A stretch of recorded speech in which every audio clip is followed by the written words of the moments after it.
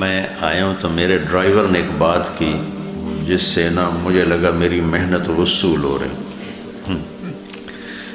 کہنے لگا اب لوگ کھڑے تھے نا باہر, کہنے لگا مولانا صاحب اے تھوڑے شاگرد تو تھوڑے کو ڈردے ہی کوئی نہیں, ایویں ہی کھلوتے ہوئے.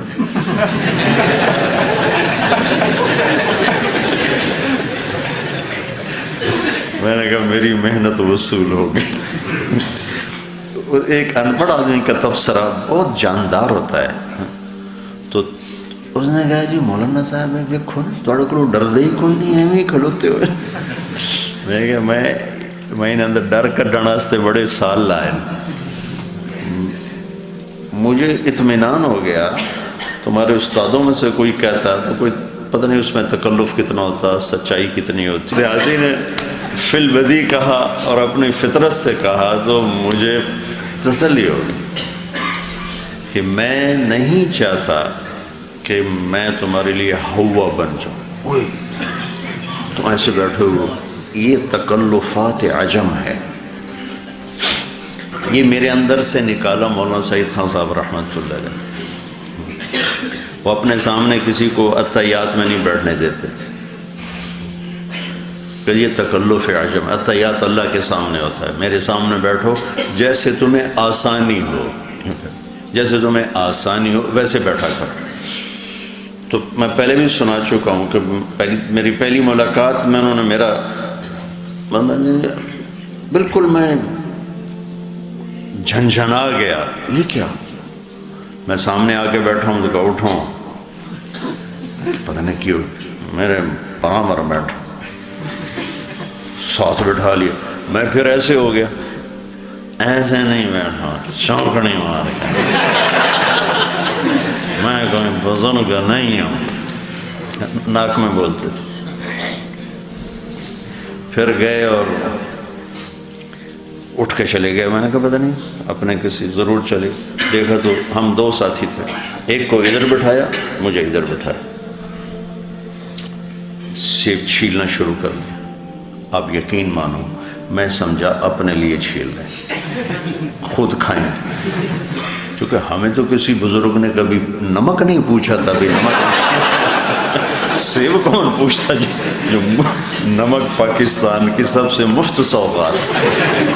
پوری دنیا میں 2 ملک ہیں صرف جہاں نمک سب سے اعلیٰ ہوتا ہے پوری دنیا میں, ایک پولینڈ اور ایک پاکستان. اور پاکستان کا نمک پولینڈ سے بھی اعلیٰ ہے, یعنی جو جہاں پتھر سے جو نمک بنتا ہے, جو اللہ نے سینکڑوں میل لمبی, سکندر کے دور سے میں نکلا تھا یہ نمک, سکندر قبل مسیح, اور آج تک ختم ہونے کو نہیں آ رہا ہے. یہ سارے بیلٹ ہے سالٹ ایریا کی. میں نے کہا ساڑھے بزرگ تو سن نمک نہیں پوچھ دیتے, تو لہٰذا میں اطمینان میں تھا کہ یہ اپنے لیے کاٹ رہے ہیں اور کھائیں گے. سارے چھیل کے صاف کر کے پھر اس کی قاشیں بنائیں, اس میں سے وہ نکالے بیج اور میرے آگے کر دی, کھاؤ. یا اللہ یہ کیا, ایسے بھی بزرگ ہوتے ہیں. اقصرت الصلاة ام نسیت یا رسول اللہ, قال کل ذلك لم يكن قال بعض ذلك قد كان. سبحان اللہ. کہا صدقہ, اور کہا جی. پھر آپ نے کھڑے ہو کے اگلی 2 رکعت پڑھیں. یا رسول اللہ یہ خیمے یہاں جو آپ نے لگائے ہیں یہ اللہ کا حکم؟ کہا نہیں میری رائے. کا پھر یہ ٹھیک نہیں, وہاں لگائیں. جبریل آ گئے, یا رسول اللہ جو حباب کہہ رہا ہے ویسے کیا جائے. بریرہ نے نکاح توڑ دیا آزادی کے بعد, مغیث مگر تو بریرہ گو. تو آپ نے کہا بریرہ تو رجوع کر لے, رجوع کر لے. بیچارہ مغیث صرف پیچھے تڑپ رہا ہے. کہ یا رسول اللہ آپ حکم دے رہے ہیں یا رائے؟ کیا نہیں رائے, میں نہیں مانتا. چونکہ ہم لوگ سیرت سے متاثر نہیں نا, یہ ہمارا ایک عیب ہے, بہت بڑا نقص ہے, ہم سیرت سے متاثر نہیں. جو نظر آتا ہے نا وہ بہت طاقتور ہوتا ہے, وہ اثر چھوڑتا ہے. جو پڑا ہوتا ہے وہ اتنا اثر نہیں چھوڑتا جتنا جو دکھائی دیتا ہے وہ اثر چھوڑتا ہے. اسمعوا و اطیعوا, عمر کہہ رہے ہیں, عمر اور ایک کھڑا ہو کے کہہ رہا لا نسمع ولا نطیع. پہلے بتاؤ یہ کرتا کہاں سے لیا ہے؟ تو عرب کی سادگی، عرب کی فطرت وہ اللہ نے جدا بنائی ہے.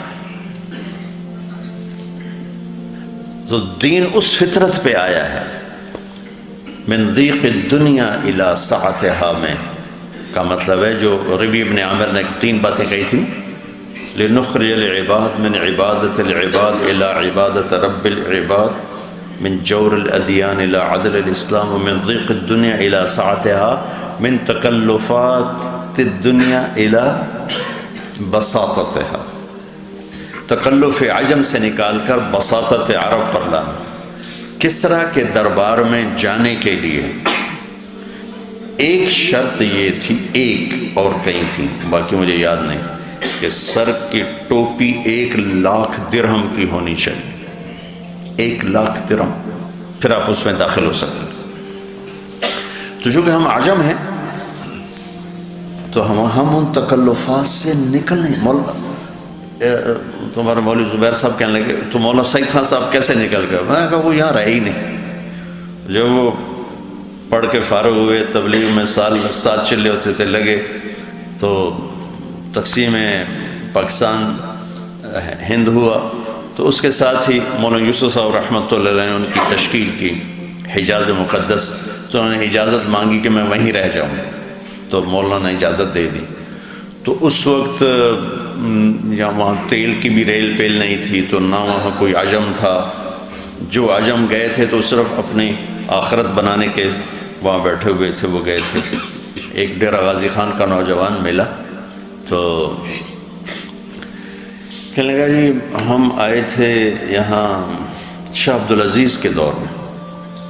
میں نے کہا پھر تمہارے پاس تو وہ ہوگا پاسپورٹ سعودی کا؟ نہیں جی اقامہ ہے. میں نے کہا کیوں؟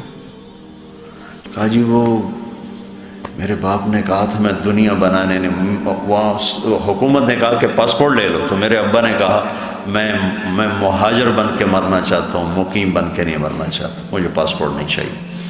تو اس وقت جو لوگ گئے تھے وہ اس ذہن کے لوگ تھے کہ ہم مدینے میں مریں. کسی نے سوچا میں مکے میں مروں، اس لیے ان کی ہجرت تھی. تو عرب اب تو مکہ، مدینہ اور جدہ، اس میں 10% عرب ہیں، 10%. باقی جتنے ہیں چاہے وہ رومال سر پہ غترے باندھے ہوئے ہیں نا، یہ سب غیر عرب ہیں جو وہاں آئے ہوئے ہیں. 10% سے زیادہ. ہاں ادھر عرب ہیں، ریاض کی طرف ادھر عرب زیادہ ہیں، لیکن ادھر سارا عجمی ماحول بن چکا ہے.